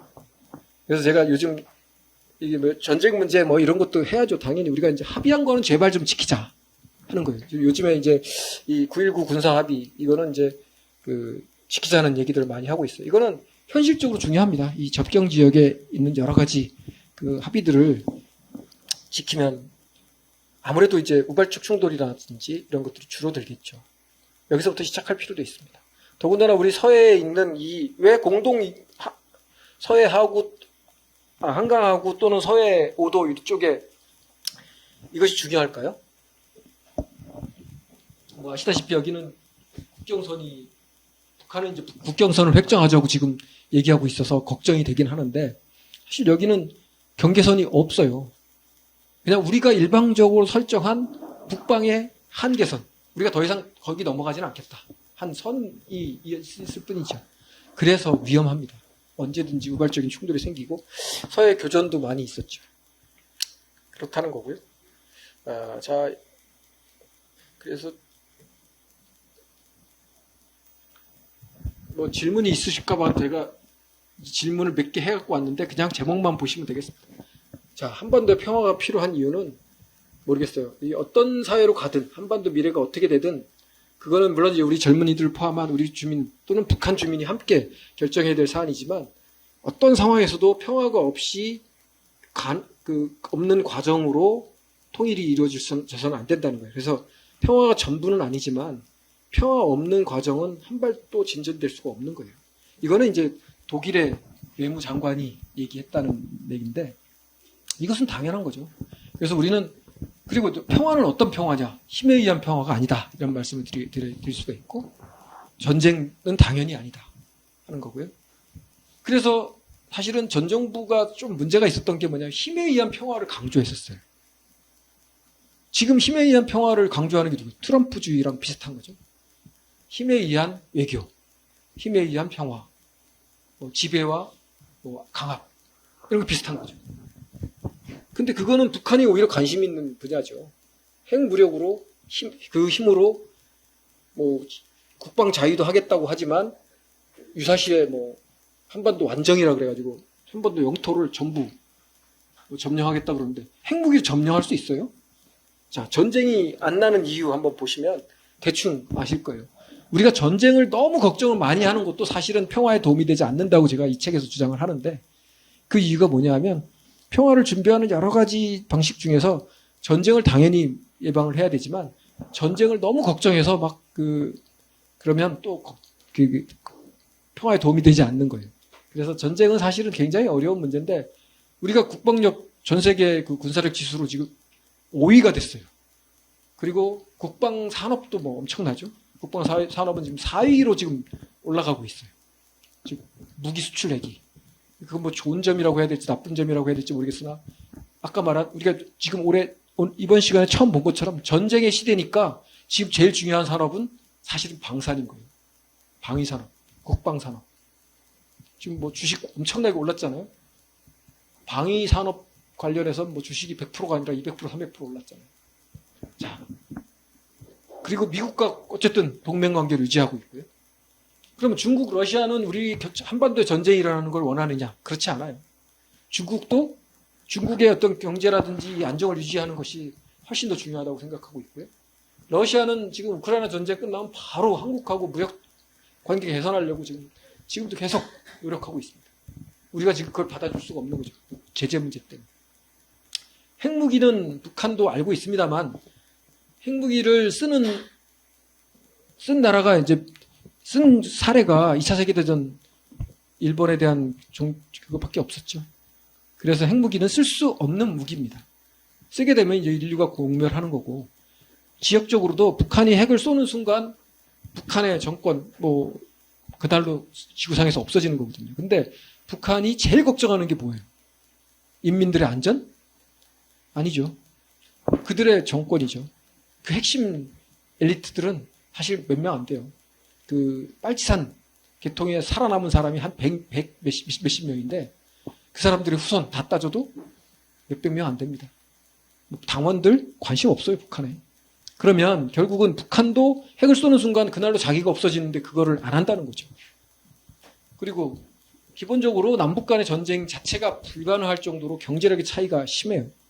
GDP 차이는 60배. 1인당 GDP도 30배 차이가 나요. 전쟁은 사실 경제력이거든요. 미국이 전쟁하면서 요즘 언론에 뭘 합니까? 하루에 얼마 썼냐를 얘기하잖아요. 쉽지 않죠. 북한이 전쟁을 한다는 것 자체가 쉽지가 않습니다. 그러니 북한이 요즘 얘기하는 것은 재래식 군사력으로 어려우니까 계속해서 이 전략무기, 핵무기로 승부하겠다고 계속 얘기하는 거죠. 자, 김주의 얘기는 좀 안 해도 될 것 같고요. 자, 여기서 제가 이제 평화로운 과정에서 핵심이 민주적 과정에 따른 통일인데요. 그 민주적 과정은 뭘까요? 민주적 절차와 과정. 핵심은 북한 주민이에요. 우리는 우리 나름대로 민주적 과정을 거치겠지만 또 그 상대방인 북한이 통일의 상대방이잖아요. 그래서 제가 북한 주민들이 얼마나 통일을 원할까에 대해서 계속 고민을 해봤어요. 근데 통계가 있질 않으니까 북한은 요즘엔 통일 안 한다잖아요. 통일 안 하고 민족 없애고 다른 나라라고 하겠다고 하잖아요. 그런데 북한 주민들은 그럼 생각이 뭘까? 북한 주민은 수십 년 동안 사실은 허리띠 졸라매고 힘들게 살아왔는데 그 이유 중에 하나가 남조선 혁명을 완성하기 위해서 참은 거예요. 그런 생각 해보셨어요? 북한 주민들은 왜 저렇게 어렵게 살면서도 굳이 따지면 반발 안 하고 살았다. 물론 그 체제가 엄청나게 통제하고 억압적인 체제이기도 하지만 핵심적인 논리 중에 하나는 남조선 혁명이 안 돼서 그런 거야. 그래서 미국이 개입하고 미제국주의가 들어와서 우리도 이렇게 못 사는 거야. 그러니 우리가 남조선 혁명 완성할 때까지, 쉽게 말하면 남한 전체를 통일할 때까지 참을 수밖에 없어. 이렇게 주장했던 거예요. 근데 김정은이 2023년 말부터 야, 우리 통일 안 해, 이제. 더 이상 통일 안 해. 두 국가로 살 거야. 그리고 우리는 교정국이니까 적대국이고 이러면서. 이렇게 하면 주민들이 얼마나 실망하겠어요. 통일될 희망이 없어졌잖아요. 완전히 다른 나라라고 했으니까. 민족도 아니라고 했어요. 같은 민족도 아니고. 통일 대상도 아니고. 그러면 사실은 우리가 그걸 인정할 수 없는 이유 중에 하나가 그 북한 주민들이, 저는 이제 그 통계에 따르면 대다수, 90% 이상이 통일을 희망하고 있어요. 통일이 되면 잘 살 수 있고요. 통일이 그들이 겪고 있는 고난을 해결할 수 있는 거의 유일한 방법이라고 생각해요. 근데 그 희망을 없애버려요. 그러면 이 두 국가, 이게 북한 주민들한테 환영받을까요? 환영받지 못하죠. 근데 유지는 되는 거죠. 그 체제니까. 그래서 이 북한의 적대적 두 국가도 결코 지속 가능하지 않은 상태예요. 그러면 이제 우리가 어떻게 해야 되냐? 전 젊은 층들이 통일에 무관심하다 그런 조사가 최근까지 계속됐어요. 2024년 조사까지 계속돼서 50% 밑에 통일을 희망하는 정도가 50% 밑으로 떨어졌어요. 대학생들은 어떻게 되겠어요? 40%도 안 나오죠. 30%대예요. 왜냐하면 이 학령이 올라갈수록 솔직해지거든요. 걱정하는 게 많아요. 통일 후 과거에 한 몇 년 전에는 통일 비용, 이 경제적 걱정이 되게 많았어요. 근데 그래도 요즘에 좀 바뀐 게 우리나라가 좀 잘 살게 된 측면도 있고요. 이 사회적 혼란이라는 이유를 많이 들더라고요. 뭐 비슷하긴 한데 순위가 바뀌었어요. 그리고 마지막엔 북한에 대한 거부감이. 뭐 당연하죠. 북한. 그리고 북한을 적으로 보는 비중도 굉장히 높아졌고요. 협력 대상, 친구로 보느냐 적으로 보느냐 물어봤을 때 남북관계가 좋으면 친구로 보는 비율이 높아지고, 근데 이게 제가 여기 인용하진 않았지만 작년 말 조사에 지난 한 2주 됐나? 발표를 했더라고요. 근데 2% 정도 올라갔어요. 그래서 50%, 49.몇% 올라갔어요. 왜 올라갔을까요? 이거는 순수하게 정치 변동, 민주화의 효과예요. 우리나라가 조금 더 민주화됐다고 그랬잖아요, 아까? 민주화되면서 북한에 대해서 유화적인, 협력적인 메시지를 계속 내니까 더 희망이 올라간 거예요. 통일에 대해 희망이 올라간 거예요. 북한을 협력 대상으로 보는 비중도 높아지고. 이거는 학교 교육이 더 통일 교육을 잘해서가 아니고 순전하게 이제 정치적인 효과예요. 즉, 우리 정치도 학생들한테 긍정적인 영향을 미칠 때가 있더라 하는 생각도 했습니다. 그런 적이 별로 없는데. 생각해보면 그런 특이한 것도 있고요. 그렇다고 해서 제가 통일을 주장하는데, 뭐 부담 얘기는 더 안 해도 이제 나중에 좀 찾아보시면 통일의 편익이라든지 분단 비용이 줄어든다든지 여러 가지 혜택이 있을 수 있어요. 그러나 이 혜택만을 위해서가 아니라 아까 얘기했듯이 우리가 인류가 쌓아온, 그리고 한민족이 염원했던 뭐 광복은 물론이고 그런 가치, 인류 보편적 가치를 구현하는 데도 당연히 한반도 주민 전체가, 북한 주민도 그런 것을 누려야 된다는 거예요. 여러분들 아마 부모님 세대가 경기도에 사시는 분들은 느낄 수 있었을걸요.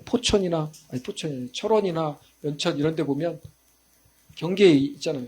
과거에 38선 이남이었는데 지금 이북이 된 데도 있고요. 반대로 이북이었는데 지금 이남이 된 데도 있어요. 휴전선으로. 그럼 그 위에서 태어났다고 해서 70년, 80년을 기본권을 못 지키고 인간답지 못하게 사는 것이 이게 한민족의 운명이 돼버릴 거잖아요. 여러분들 세대, 즉 부모님들은 어쨌든 운 좋게 휴전선 이남에서 태어난 거예요. 뭐 그런 것들도 생각해 보세요. 이게 역사란 사실은 운이 99%라고 누가 얘기하잖아요. 그러니까 이게 굳이 따지면 정의의 관점에서 봐도 당연히 북한 주민도 이것을 누릴 필요가 있는 거죠. 그리고 이 통일이 그럼 무조건 좋냐? 통일 대박. 이건 잘못된 접근인 것 같아요. 통일은 그러면 통일이 나쁘다는 거냐? 저는 그거는 아니라고 봐요. 통일은 더 기회가 많아지는 거죠. 그리고 기회가 많아지고 좋아질 기회가 많아지는 거죠. 근데 그거는 우리가 어떤 통일로 만드느냐. 그거에 따른 오픈된 미래인 거예요. 열린 미래. 저는 통일이 어떤 하나의 모습이 아니라 여러분들이 우리가 모두가 같이 만들어가야 될 새로운 모습이고 열린 미래이기 때문에 그거는 통일이 좋다 나쁘다, 통일의 미래가 어떤 모습이다를 하나로 이야기하기 힘들다는 거예요. 그래서 저는 통일의 편익, 통일 미래 비전 이런 거에 대해서 너무 강조하지 않습니다. 과정이 평화롭고 민주적이고 남북 모두의 주민들이 합의한 것이라면 그것은 전 정의롭고 더 행복한 미래가 될 거라고 생각을 해요. 그래서 그것은 우리가 전부 노력해서 만들어 나가야 될 거다. 특히 우리 젊은이들이 결정해야 될 중요한 문제라는 거예요. 이 책에도 제가 써놨는데 독일은 그럼 젊은이들이 아주 훌륭하게 통일을 원하고 바람직한 미래를 만들기 위해 노력하고 그렇지 않았어요. 베를린 장벽이 무너졌을 때도 독일 젊은이들은 70몇 %가 74%가 그런 거예요. 통일 안 될 거라고 생각했어요. 통일 될 일 없다 이렇게 생각했어요. 독일 국민 전체도 그렇게 생각했어요. 관심 없다 이렇게 얘기한 거예요. 그런데 1년 만에 통일됐잖아요. 자, 이 세상이 어떻게 변할지 모르죠.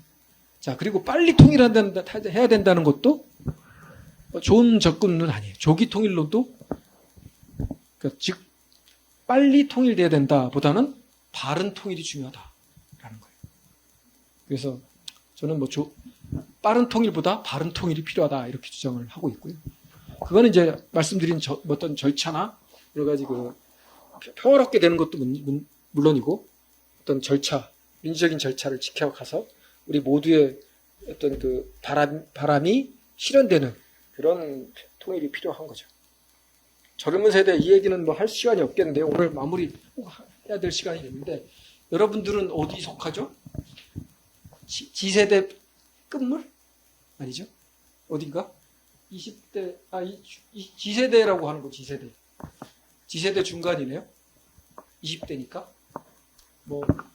그래서 여기 보면 빨리 감기 세대 여러 가지 얘기를 하는데, 모르겠어요. 이게 여러분들 스스로 생각이 많다는 거예요. 자기마다 생각이 있고, 이제 누가 주어진다고 해서 가치관을 갖지는 않죠. 자기 결정성을 가진 주체적인 세대네요. 그래서 여러분들 스스로가 우리 미래에 대해서 우리 민족이나 우리 지정학적으로 우리 한반도가 갖고 있는 문제들 또는 거기에 사는 사람들이 느끼는 여러 가지 문제 이런 것들을 이제 줄여서 우리 모두의 문제라고 해요. 공동체의 문제. 이런 문제에 대해서 조금 더 관심을 갖다 보면 통일도 어떤 것은 가능하고 어떤 것이 바람직하고 이런 것들에 대한 생각이 더 늘어날 수 있어요. 그러나 어느 한 가지라고 생각해서 이렇게 고정될 필요는 없고요. 고정불변은 아니고 여러분들이 지혜를 모아서 또 그렇게 가는 과정에서 노력하기에 따라 달라질 미래다 이렇게 생각하고요. 제가 이 책을 그래도 작년에 쓰고 올해 또 추가로 내서 책들도 많고요. 여러분들이 좀 활용하시면 좋을 것 같아요. 자, 여기까지 하고요.